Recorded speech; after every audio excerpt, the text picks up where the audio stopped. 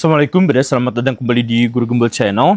Baraya, saya harap setuju kalau saya menyebutkan bahwa salah satu indikasi dari sebuah negara yang bobrok itu adalah ketika para penegak hukumnya tidak bisa menegakkan hukum, mereka tidak bisa dipercaya oleh publik, dan bahwa mereka justru saling bersaing satu sama lain, saling menjatuhkan satu sama lain untuk mendapatkan posisi, untuk mempertahankan ego, untuk mempertahankan akses mereka terhadap uang-uang haram.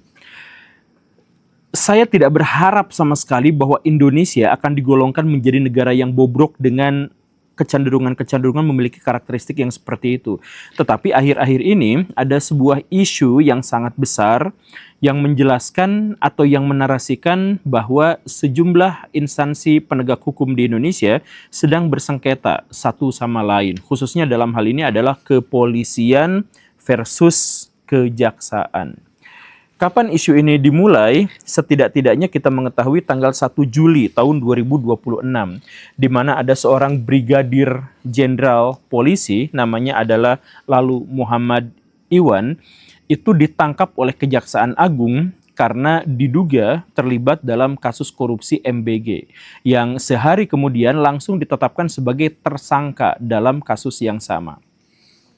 Dalam ekspektasi saya, seharusnya perwira polisi yang ditangkap ini berkelanjutan dengan penangkapan-penangkapan orang-orang yang terlibat dalam korupsi MBG berikutnya. Kan ini adalah rangkaian peristiwa hukum di mana diketahui ada MBG yang dikorupsi, kemudian Pak Dadan ditangkap, kemudian Pak Sony Sonjaya juga ditangkap, dan Pak Sony Sonjaya kemudian mengatakan ke ruang publik bahwa dia akan menyampaikan, dia akan membocorkan, dia akan memberitahukan orang-orang yang terlibat dalam korupsi MBG ini. Nah, salah satu yang disebut oleh Pak Sony Sonjaya dan kemudian ditindaklanjuti oleh Kejaksaan itu adalah Pak Lalu Muhammad Iwan. Begitu kan? Nah, jadi saya berpikirnya adalah koruptor-koruptor MBG berikutnya itu yang ditangkap gitu. Nah, tetapi yang di luar perkiraan dan ekspektasi saya itu adalah justru tanggal 8 dan tanggal 9 Juli 2026 polisi balik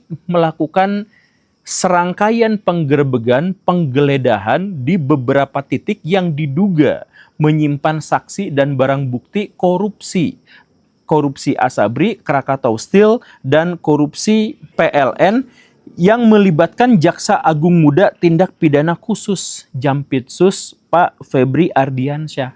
Nah, jadi jaksa menangkap perwira polisi, seminggu kemudian para polisi menangkap atau menggeledah aset-aset yang diduga dimiliki oleh Jampitsus Kejaksaan Agung. Dan di antara titik penggeledahan itu akhirnya ditemukan satu harta karun yang cukup wah gitu ya.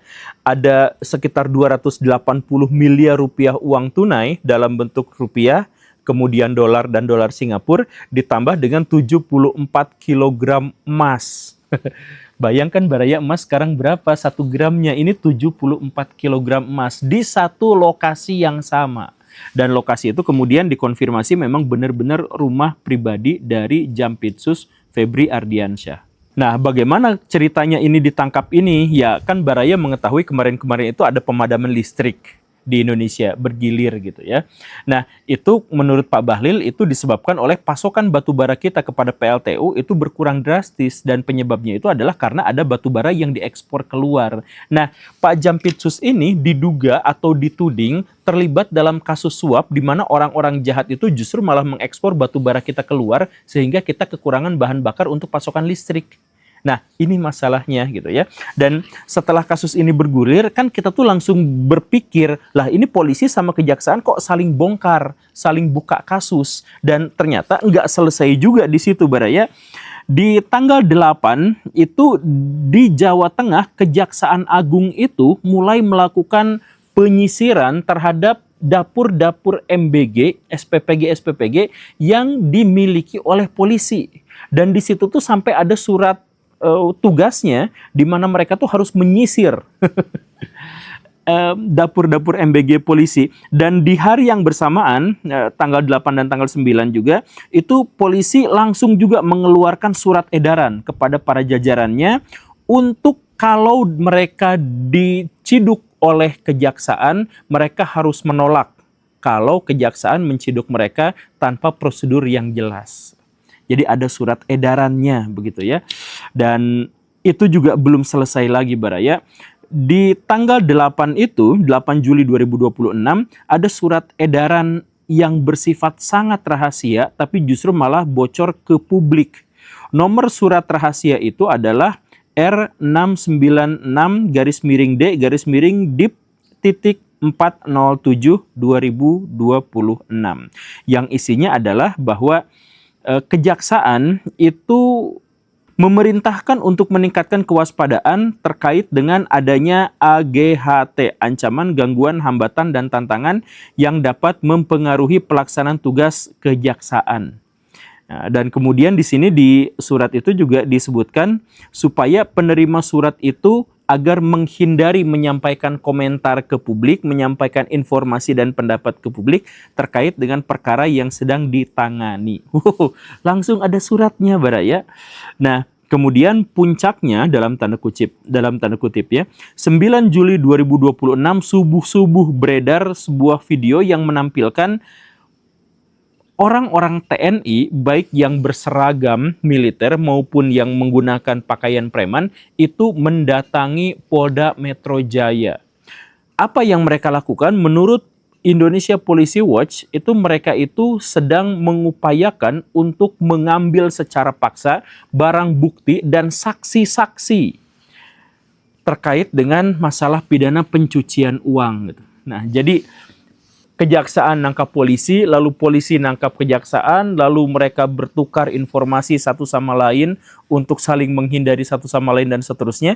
Kemudian akhirnya datanglah tentara di sini. Apa sebenarnya yang terjadi di Indonesia gitu? Kenapa para penegak hukum itu memperlihatkan persengketaan yang begitu dalam gitu? Ya memang orang-orang di sana tuh banyak yang menyangkal, banyak yang nggak mau ngomong, kayak di surat kali ini memang disuruh tidak boleh ngomong gitu ya. Kemudian tentara menyangkal bahwa kami tidak menggeruduk Polda gitu ya, tapi kan itu kelihatan, itu videonya ada jelas Pak. Jadi video-videonya itu ada tentara-tentara yang rambutnya jelas cepak, kemudian bawa senapan berlaras panjang gitu, kemudian datang ke Polda, itu kan jelas. Jadi mau disangkal gimana juga kan itu udah ada videonya gitu. Dan kemudian setelah itu kejadiannya apa? Kejadiannya adalah polisi berjaga-jaga, polisi BRIMOB berjaga-jaga dengan senjata laras panjang juga. Jadi ini Polda dibentengi oleh para polisi berseragam lengkap, bersenjata lengkap. Karena sebelumnya sudah ada tentara yang datang ke sana berseragam lengkap, bersenjata lengkap. Videonya ada, beritanya sudah ada, tapi kemudian disangkal. Nah ini yang akhirnya membuat kecurigaan masyarakat kita tuh menjadi semakin hari itu semakin kuat gitu. Jadi apa yang sebenarnya terjadi di Indonesia tuh? Nah, tapi kalau saya gitu ya, saya tuh mencoba untuk ngambil sisi positifnya Baraya. Jadi kita tuh nggak boleh terlalu negatif terus-terusan gitu. Kita tuh juga bisa melihat ini sisi positif. Jadi kalau ini memang benar terjadi, di mana kejaksaan menangkapi orang-orang polisi dan polisi menangkapi kejaksaan yang terlibat dalam korupsi, dalam suap, nepotisme dan sebagainya, maka ini tuh berarti kabar baik bahwa mereka itu sedang melakukan pembaruan-pembaruan gitu. Tetapi kalau kita mau masuk ke ranah yang lebih konspiratif, maka ini tuh sebenarnya berita yang sangat-sangat buruk Baraya. Loh, kok beritanya sangat buruk? Jadi gini saya ceritain ya. Ini teori konspirasi ya Baraya, kita jelaskan gini. Jadi Jampitsus kesayangan kita yang sekarang sedang bersengketa dengan polisi itu adalah seorang yang dikenal karena mengungkap kasus-kasus yang sangat besar di Indonesia. Di antaranya adalah kasus Jiwasraya yang merugikan negara 16,8 triliun rupiah, itu beliau yang ngurusinnya. Kemudian Asabri yang merugikan negara 22,78 triliun rupiah. Kemudian kasus Garuda Indonesia 8,8 triliun rupiah. Tata Niaga Timah yang dulu itu ya 271 triliun rupiah. Kemudian Pertamina 285 triliun rupiah.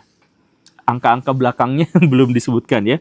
Kemudian kasus impor gula Pak Tom Lembong itu 194 miliar rupiah. Kemudian kasus minyak goreng yang dulu bikin Ibu Megawati jangan ngegoreng ke ibu-ibu gitu ya. Itu kan sebenarnya kerugian negara itu 11,88 triliun rupiah karena minyak goreng kita justru malah diselundupkan keluar gitu ya. Kemudian korupsi Jaksa Pinangki, gratifikasi ya, itu merugikan negara 580 miliar rupiah. Kemudian Chromebook Nadiem, nah Pak Nadiem Makarim itu 1,5 7 triliun rupiah dan sekarang lagi ngurusin MBG yang belum selesai. Nah, kasus-kasus besar yang saya sebutkan ini yang Baraya sudah memiliki katalognya dalam imajinasi sebagai korupsi yang paling wah di Indonesia itu, nah yang nangkapnya itu adalah, yang ngurusinnya itu adalah Pak Febri Ardiansyah ini. Begitu. Nah, itu faktanya, tetapi di balik teori konspirasinya adalah bahwa sebenarnya penangkapan-penangkapan orang-orang yang terduga korupsi dalam kasus-kasus besar ini sebenarnya tidak benar-benar dalam upaya penegakan hukum. Tetapi Pak Febri ini konon katanya ini adalah anak buah Pak Jokowi dulu tuh. Dan Pak Jokowi itu adalah orang yang sangat mahir, sangat lihai dalam menggunakan kasus korupsi sebagai cara untuk menyandera orang lain. Itu teori konspirasinya. Jadi kalau Baraya misalkan menemukan kasus Jiwasraya gitu ya, kasus Asabri gitu yang merugikan negara puluhan triliun atau sekian puluh triliun rupiah gitu ya. Nah, tokoh-tokoh utamanya itu tidak ditangkap, tapi justru disandra. Misalkan, dalam kasus Jiwasraya yang merugikan negara belasan triliun rupiah itu kan ada nama Bakri di sana, pentolan Golkar. Kemudian Asabri itu juga kan di situ tuh ada nama Erlangga Hartarto yang juga adalah pentolan Golkar gitu. Nah, jadi kasusnya dibuka, kemudian diungkap ke ruang publik, bikin kita semuanya senang karena ternyata koruptor-koruptor itu ditangkap, tapi tidak semua koruptor ditangkap. Justru pentolan-pentolannya itu disandra kepada Pak Erlangga, kepada Pak Bakri gitu ya. Ini dalam versi teori konspirasinya ya. Pak Jokowi itu ngomong, nawar, kalian berdua itu lengser dari Partai Golkar. Kalau tidak mau seperti itu, maka kasus akan dilanjutkan, kaliannya akan kena. Tapi kalau misalkan kalian mau nurut sama saya, maka kroco-kroconya aja yang akan ditangkap. Kaliannya akan aman-aman saja. Begitu konon katanya. Dan itulah sebenarnya jalan untuk memuluskan Pak Bahlil menjadi ketua Partai Golkar. Kenapa harus Pak Bahlil? Karena Pak Bahlil itu adalah anak buah Pak Jokowi. Jadi Pak Jokowi itu bisa menguasai partai-partai politik di Indonesia, konon katanya, adalah dengan cara menyandra tokoh-tokoh besar dalam sejumlah kasus korupsi, termasuk yang barusan itu, dan mereka dibiarkan untuk tetap bebas selama mereka harus mengikuti peraturan-peraturan dan keinginan-keinginan serta hasrat politik dari Jokowi. Begitu ceritanya. Jadi kalau Baraya ketemu sama kasus Pak Nadiem Makarim, kasus Pak Tom Lembong dan sebagainya, ya rangkaian kasusnya itu kurang lebih adalah seperti ini gitu. Nah, ketika Pak Jokowi itu berkuasa, beliau itu kan megang semua perangkat penegak hukum. Ada KPK beliau pegang, kemudian kejaksaan yang barusan ini dipegang juga, kemudian kepolisian dipegang juga dan seterusnya. Kejaksaan ini ya barusan itu bagiannya adalah membongkar-bongkar kasus korupsi yang sangat besar, kemudian untuk menjadi alat untuk menyandera pihak lain gitu. Nah, itu narasinya gitu ya. Nah, tapi begitu pergantian kekuasaan terjadi, ternyata Kejaksaan Agung itu tidak tetap berpihak kepada Pak Jokowi, tetapi berpihak kepada presiden yang sedang menjabat. Wajar kan berpihaknya kepada presiden? Ya memang wajar. Nah, tapi ini tuh menghasilkan dugaan-dugaan, potensi-potensi atau kemungkinan-kemungkinan bahwa kejaksaan yang sudah tidak lagi dipegang sama Pak Jokowi ini justru malah membongkar aib Pak Jokowi sebelum-sebelumnya. Bahkan kemarin-kemarin itu Pak Febri ini ketika sudah pergantian rezim, setelah pergantian ke Pak Prabowo Subianto, itu tuh sempat menyebut Pak Jokowi itu 2 kali dalam kasus Chromebook dan kemudian dalam kasus yang saya lupa lagi namanya gitu. Tapi dalam 2 kasus itu disebutkan nama Pak Jokowi. Nah, Pak Jokowi tentu saja menjadi sangat marah. Ini selama ini kejaksaan ini saya gunakan untuk menangkap kasus korupsi yang sangat besar, kemudian saya serahkan kepada masyarakat, sedikit keuntungannya buat saya. Tetapi sekarang ternyata dia tidak loyal kepada saya, justru loyal pada presiden selanjutnya, yaitu Pak Prabowo. Maka dari itu, Pak Jokowi kemudian menggunakan kekuasaannya terhadap kepolisian dan terhadap KPK untuk nyerang balik terhadap kejaksaan. Makanya kemudian sekarang kejaksaan itu justru malah diserang sama polisi. Nah, menyadari hal itu, Pak Prabowo yang memang sudah mulai retak dengan Pak Jokowi, itu kemudian melindungi kejaksaan dengan menempatkan aparat-aparat militer di sekitaran situ. Bahkan kemudian menggeruduk Polda Metro Jaya untuk memaksa mengambil alih beberapa saksi kunci dan bukti-bukti. Nah, jadi ini tuh ya dalam teori konspirasinya, seperti yang saya sudah jelaskan di episode ini, kan Pak Prabowo dengan Pak Jokowi itu sudah pecah kongsi atau retak gitu, akan membesar gitu.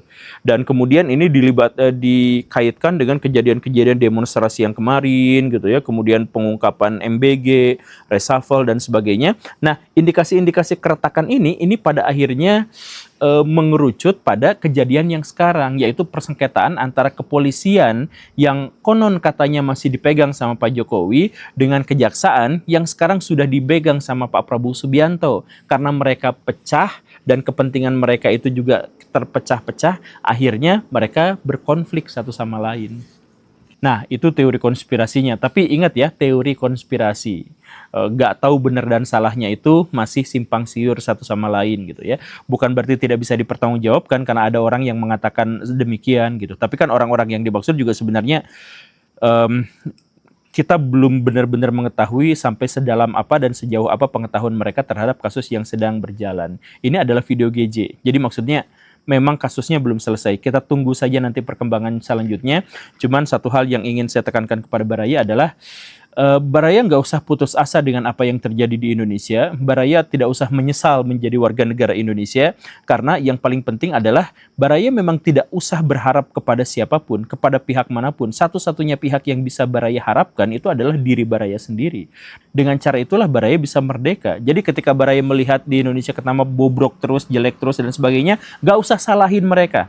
Fokus pada perbaikan diri kita, bagaimana caranya agar kita bisa menafkahi diri, bisa merdeka, bisa mandiri, dan bagaimanapun bisa memberikan kontribusi kepada masyarakat. Soal pihak yang salah, ya memang itu masalah, silahkan saja.